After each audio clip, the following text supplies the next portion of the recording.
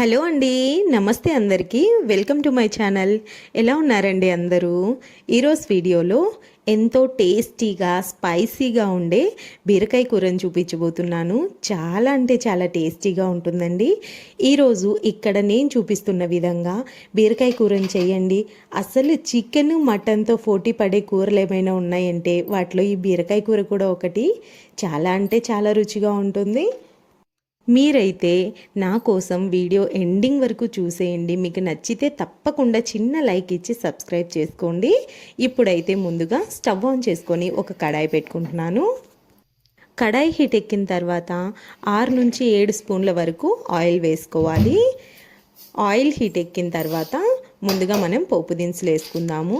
నేను కనిపించట్లేదు, only video మాత్రమే వస్తుంది అనుకోవద్దు దయచేసి. తప్పకుండా నేను కూడా టైం వచ్చినప్పుడు కనిపిస్తూనే వీడియోస్ చేస్తానండి. ఇప్పుడు నాకు అస్సలు ఫెసిలిటీ లేదు కనిపించి వీడియోస్ చేయడానికి. దయచేసి అర్థం చేసుకుంటారనుకుంటున్నాను.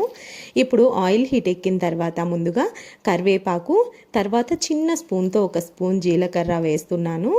ఈ జీలకర్ర కరివేపాకును ఒక 5-6 సెకండ్ల పాటు చిటపటలాడించిన తర్వాత నేను ఒక 2 టమోటాలను తీసుకున్నానండి. అవి కూడా మీడియం సైజ్ టమోటా అన్నమాట. నిలువు చీలికలుగా కట్ చేసి పెట్టుకున్నాను. వాటిని కూడా ఇందులో వేసుకొని బాగా చిటపటలాడనివ్వాలి. ఇలా చిటపటలాడిన తర్వాత ఒక 5 నిమిషాల పాటు ఆయిల్లో బాగా వేయించామంటే ముక్క బాగా మెత్తబడుతుంది. ఆలోపే ఇందులో మనము పసుపు వేసుకుందాము. ముందే పసుపు వేసుకున్నాము అంటే కలరింగ్ అనేది బాగా వస్తుంది. టమోటా ముక్క కూడా ఎలాంటి వాసన లేకుండా చూడడానికి స్పైసీగా కనిపిస్తుందండి. ముక్క కూడా కలరింగ్ అనేది చాలా అంటే చాలా బాగా కనిపిస్తుంది అని చెప్పేసి నేను ఏ పులుసు కూరల్లో అయినా ముందుగా ఇలా ఆయిల్లో ఏవైనా వేసి వేయించుకున్నప్పుడే నేను పసుపు అనేది వేసుకుంటాను. ఇప్పుడు ఇది ఒక 5-6 నిమిషాలు వేయించుకున్న తర్వాత ముక్క మెత్తబడింది కదా. తర్వాత నేను ఇక్కడ బీరకాయ ముక్కల్ని తీసుకుంటున్నాను. కట్ చేసి పెట్టుకున్న బీరకాయ ముక్కల్ని. బీరకాయ ముక్కలు తోలు మొత్తం జిగిరేస్తారండి. అలా జిగిరేసారంటే విటమిన్స్ అనేవి ఏవి ఉండవు. కాబట్టి ఓన్లీ మనకు నారలాగా ఉంటుంది కదా, అది మాత్రం జిగిరేసి ఇలా కట్ చేసి పెట్టుకోండి. అప్పుడైతే మనకు అందాల్సిన పోషకాలన్నీ అందుతాయి. ఇప్పుడు ఆయిల్లో వీటిని బాగా మగ్గనివ్వాలన్నమాట. ఒక 2-3 నిమిషాల పాటు ఆయిల్లో బాగా వేయించుకోవాలి. బీరకాయ కూర చిన్నపిల్లలు కూడా చాలా ఇష్టంగా తింటారండి. మనం చేసుకునే విధానం కూడా ఇంపార్టెంట్. మరీ మెత్తగా చేశారంటే అంత టేస్టీగా అనిపించదు. ఇక నేను చూపిస్తున్నట్లు చేయండి. చాలా అంటే చాలా టేస్టీగా, చూడటానికి ముక్క నములుతుంటే పంటి కింద బాగా ముక్క పడినప్పుడు చాలా టేస్టీగా అనిపిస్తుంది అన్నమాట. సో ఇప్పుడైతే ఒక 5 నిమిషాల పాటు నేను ఇలా ఆయిల్లోనే వేయించుకుంటున్నాను. ఇలా ఒక 5 నిమిషాల పాటు వేయించుకున్నాము అంటే ముక్క అనేది పోయే వరకు బాగా నూనెలోనే వేయించాలన్నమాట. ఎందుకంటే బీరకాయ ముక్క చాలా తొందరగా మగ్గిపోతుంది.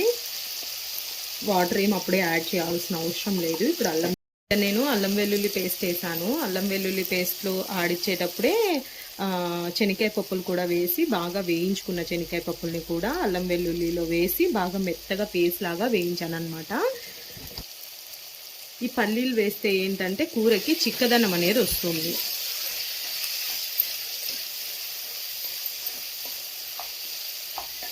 ఇలా వేయించుకోవాలి. ఇప్పుడు మనము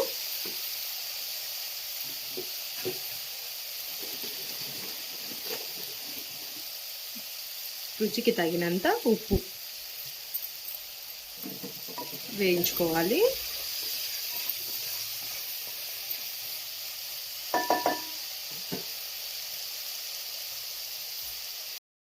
రెండు స్పూన్ల ధనియా పొడి, 2 స్పూన్ల కారం పొడి.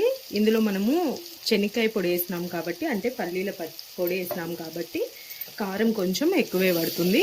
నేను ధనియా పొడి, కారం పొడి 2 స్పూన్లు తీసుకున్నాను. అవి పచ్చివాసన పోయే వరకు మనం బాగా వేయించుకోవాలి.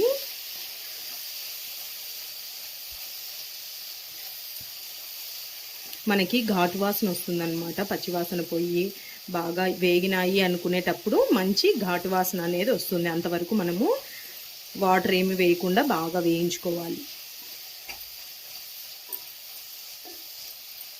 ఇలా ఒక 2 నిమిషాల పాటు వేయించుకున్నామంటే మంచి ఘాటు వాసన అనేది వస్తుంది. అంటే అప్పుడు మసాలాలు మనకు వేగినట్లు అన్నమాట. ఇక్కడ బాగా వేగిపోయి ఆయిల్ అనేది ఇలాగ బబుల్స్ లాగా వచ్చి సపరేట్ అవుతుంది కదా, అప్పుడు మళ్ళీ ఒకసారి ఇలా కలిపేసి ఇప్పుడు వాటర్ యాడ్ చేస్తున్నాము. ఈ ముక్కలు తొందరగా మెత్తబడతాయి కాబట్టి వాటర్ కూడా ఎక్కువ వేసుకోవద్దు. అప్పుడే చూడండి ముక్క అనేది విరిగిపోతుంది. కాబట్టి ఇప్పుడు తగినన్ని నీళ్ళు మాత్రమే పోసుకోవాలి.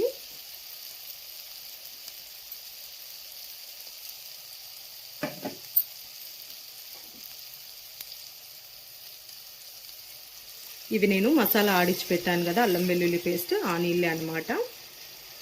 ముక్కలు మునిగే వరకు శనక్కాయ పిండి వేసినాం కాబట్టి చిక్కగా వస్తుంది గ్రేవీ.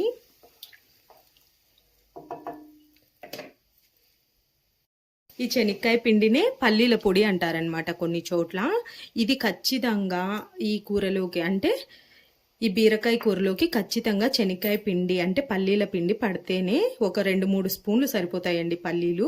అవి వేయించి మసాలాతో పాటు అయినా వేసుకోవచ్చు, లేకపోతే ఇంకా మీరు సపరేట్గా దించే ముందర వేసుకుంటాము అంటే అలాగైనా వేసుకోవచ్చు. కూరకి చిక్కదనం అనేది వస్తుందన్నమాట ఆ పల్లీల పిండి. మామూలుగా మీరు ఇప్పుడు నేను మసాలాలో వేసుకున్నాను కాబట్టి ఒకటేసారి కలిపేశాను. అదే మీరు ఇంకొక 10 నిమిషాల్లో కూర అయిపోతుంది దించేస్తామనంగా వేసుకున్నారంటే అది ఉండలు కడుతుంది. కాబట్టి జాగ్రత్తగా వేసుకున్న తర్వాత ఇలా కలుపుకోవాల్సి వస్తుంది. నేను ఇంకా అల్లం వెల్లుల్లి పేస్ట్తో పాటే వేసాను కాబట్టి ఇంకా దాంతో పాటే కలిపేసుకున్నాను. సో ఇప్పుడైతే ప్రాబ్లం లేదు. ఇంకొక 5 నుంచి 10 నిమిషాల పాటు అప్పుడప్పుడు మధ్య మధ్యలో కలుపుకుంటూ మూత పెట్టేసామంటే మనకు పర్ఫెక్ట్గా ఉడికిపోతుంది. గ్రేవీ కూడా చాలా చిక్కగా వస్తుంది. చపాతీలోకి కానీ రైస్లోకి కానీ దేంట్లోకైనా కూడా చాలా బాగుంటుంది. చికెన్ టేస్ట్ని తలపిస్తుంది అనమాట, అంత టేస్టీగా ఉంటుంది. నేను మూతను వేసుకుంటున్నాను. ఒక 10 నిమిషాలు లేదా 12 నిమిషాలు అలా మధ్య మధ్యలో కలుపుకుంటూ మూత వేసుకున్నామంటే గ్రేవీ బాగా చిక్కబడుతుంది. చూపిస్తాను. ఇప్పుడు ఒక 2-3 నిమిషాల తర్వాత మూత ఓపెన్ చేస్తున్నా. ఇంకా ఉడుకుతోంది కదా, ఇప్పుడు కొత్తిమీర ఆకు జల్లుతున్నా. కొత్తిమీర కూడా వేసుకొని ఒకసారి అలా కలుపుకొని ఇప్పుడు మూత పెట్టామంటే ఇంకొక 10 నిమిషాల పాటు మూత ఓపెన్ చేయాల్సిన పని లేదు. అంటే ఒక 5 నిమిషాల తర్వాత మళ్ళీ మూత ఓపెన్ చేసి మధ్యలో కలుపుకోండి, కానీ ఇంకా మళ్ళీ అప్పుడే ఆఫ్ చేయొద్దు.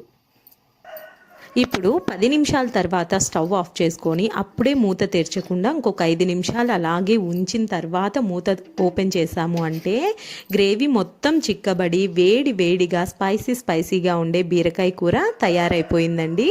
తప్పకుండా వీడియో నచ్చితే చిన్న లైక్ ఇచ్చి సబ్స్క్రైబ్ చేసుకోండి. అలాగే మన ఛానల్కి సపోర్ట్ ఇచ్చారంటే ఇంకా మంచి రెసిపీస్ మీ ముందుకు తీసుకొని వస్తాను. మన ఛానల్ తప్పకుండా విజిట్ చేయండి, చాలా మంచి వీడియోస్ ఉన్నాయండి. Thanks for watching. Thank you so much.